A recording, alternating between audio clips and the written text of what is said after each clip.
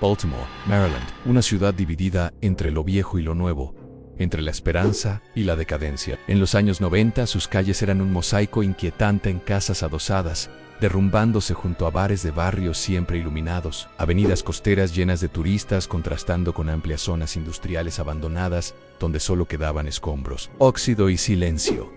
En ese entorno desolado, donde la pobreza, la droga y la violencia se mezclaban como parte del paisaje cotidiano, emergió una figura que llevaría el horror a límites grotescos: Joseph Roy Metheny. A convicted Baltimore serial killer has died this weekend. Joe Metheny, the bald man in the video, was found dead in his cell. In this WJZ5 video, Joe Metheny shows police where he buried the bodies. The 62-year-old was serving 2 life sentences without parole for kidnapping, sexual assault, and 2 counts of murder.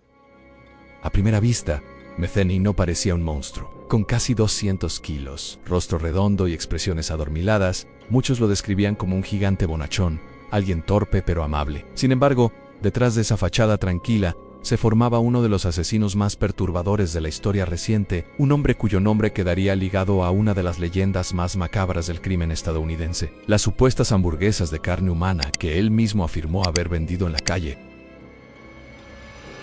Lo que sigue es la historia de su vida en la infancia, la caída, la ira que lo consumió, los asesinatos, la confesión que horrorizó al país y su muerte en prisión, una travesía por la oscuridad absoluta.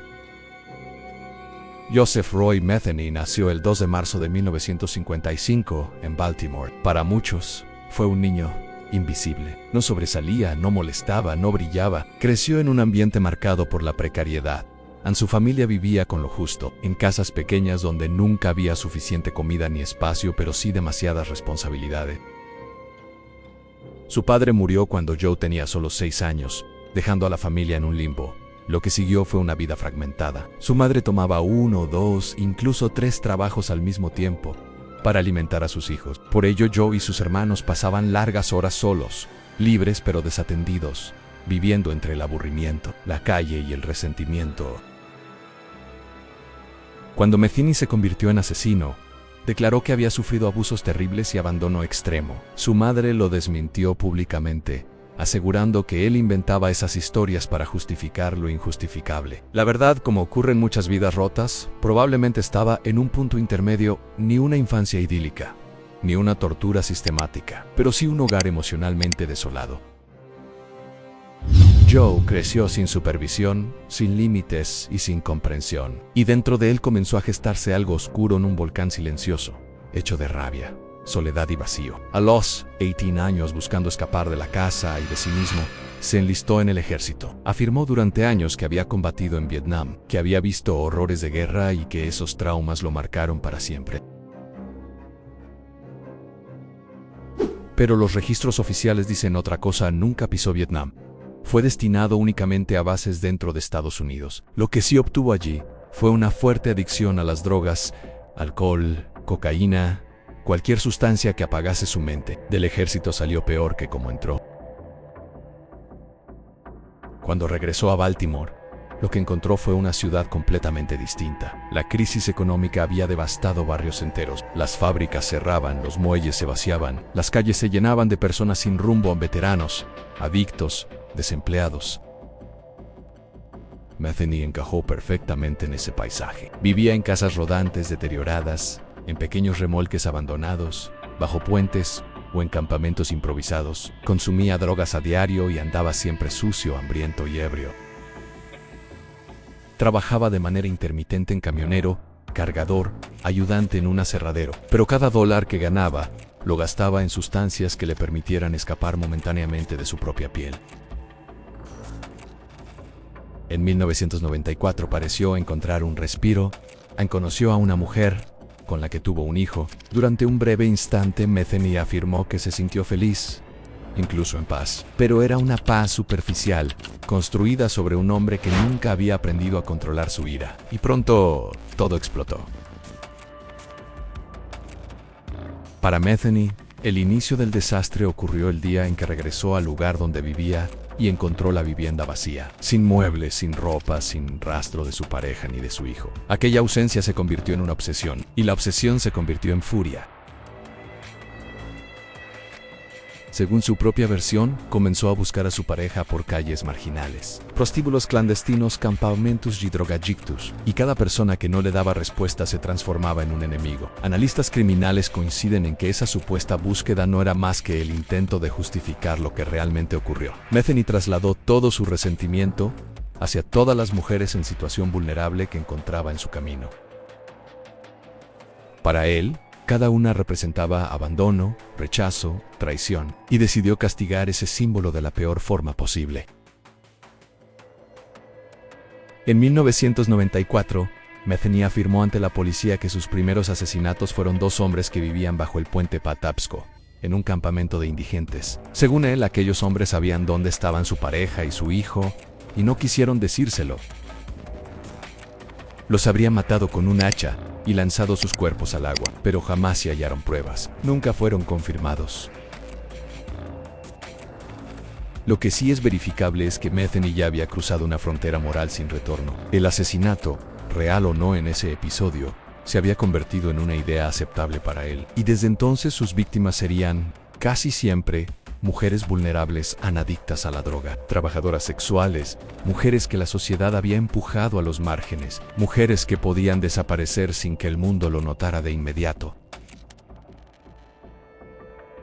Metheny vivía y trabajaba en un aserradero ubicado en un vasto terreno industrial. Allí tenía acceso a cobertizos abandonados, maquinaria pesada, zonas boscosas sin vigilancia, lugares perfectos para cometer crímenes sin testigos. Ese terreno se convirtió en su dominio, su santuario. Entre 1995 y 1996 comenzó a llevar mujeres al lugar con promesas de drogas o refugio. Una vez allí, las atacaba brutalmente. Durante los interrogatorios posteriores narró los detalles con una frialdad perturbadora, como quien describe una rutina, no un asesinato. La violencia no era solo física. Metheny disfrutaba el control, disfrutaba la sensación de poder absoluto, y lo más macabro aún no había salido a la luz. Durante su arresto, Metheny hizo una de las confesiones más siniestras en la historia criminal de Estados Unidos. Dijo que, tras matar a algunas víctimas, desmembraba los cuerpos y mezclaba la carne humana con carne de cerdo y res. Con esa mezcla habría preparado hamburguesas y las habría vendido en la calle, en un puesto improvisado, a camioneros y trabajadores de la zona. Afirmó: si probaste una de mis hamburguesas, probablemente comiste carne humana. Esta declaración estremeció al país. Nunca fue confirmada por la policía. No se hallaron restos que probaran su supuesta actividad caníbal. Sin embargo, la confesión se volvió viral y alimentó una de las leyendas urbanas más macabras del siglo XX. ¿Fue real o una invención? Quizás solo Metheny lo supo. El 2 de junio de 1996, Joe Metheny cometió un error que lo llevó directo a la cárcel. Llevó a dos mujeres a su propiedad con la intención de atacarlas, pero una de ellas logró escapar. Herida, traumatizada, corrió hasta una estación de policía cercana y relató lo ocurrido. La policía actuó de inmediato. En pocas horas llegaron al aserradero. Lo encontraron sentado sobre un gran barril metálico, mirando la nada, fumando, como si nada hubiera pasado. No opuso resistencia, no intentó huir, parecía casi aliviado. Lo que más impactó a policías, fiscales y psicólogos no fueron solo sus crímenes, sino cómo hablaba de ellos. Metheny era completamente frío, clínico, desprovisto de humanidad. Dijo frases como: lo hice porque me gustaba matar, tenía un gusto por la sangre, eran adictas, nadie las extrañaría. Y su frase más recordada: estoy más allá del infierno. No mostraba culpa, ni rabia, ni alegría. Era una calma monstruosa, una aceptación total de su propia oscuridad. Para los expertos, Metheny no buscaba placer sexual ni económico. Buscaba poder, someter a quienes, en su mente, representaban todo lo que lo había herido a lo largo de su vida.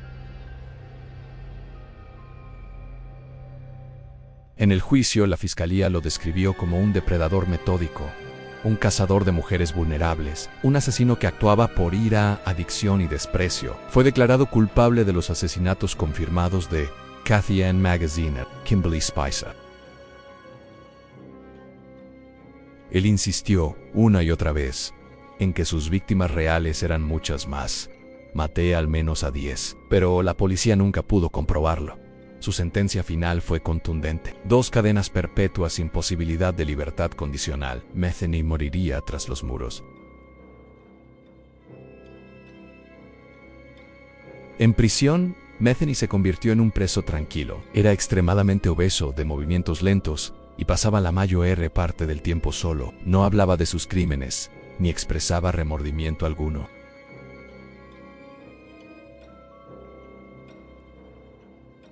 Los guardias lo describían como un hombre gris, apagado, sin emociones visibles. El 5 de agosto de 2017, a los 62 años, fue encontrado muerto en su celda. Murió de forma natural en su cuerpo, deteriorado por años de adicción, obesidad y mala salud. Simplemente no resistió más. Así terminó la vida de un hombre que había dejado una sombra imborrable en la historia criminal estadounidense. El nombre de Joseph Roy Metheny sigue siendo sinónimo de horror, no solo por los asesinatos, sino por la posibilidad real o inventada de que convirtiera carne humana en comida vendida al público. ¿Fue verdad? ¿Fue un delirio? ¿Fue un intento de sembrar miedo incluso después de ser detenido? La respuesta: probablemente murió con él.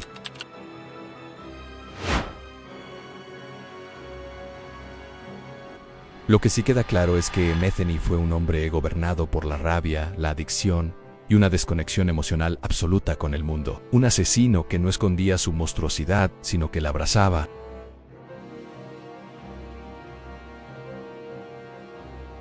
En un país lleno de criminales notorios, él logró algo más inquietante: convertirse en una leyenda. Una historia que muchos preferirían creer imposible, pero que, en su esencia más oscura, fue real.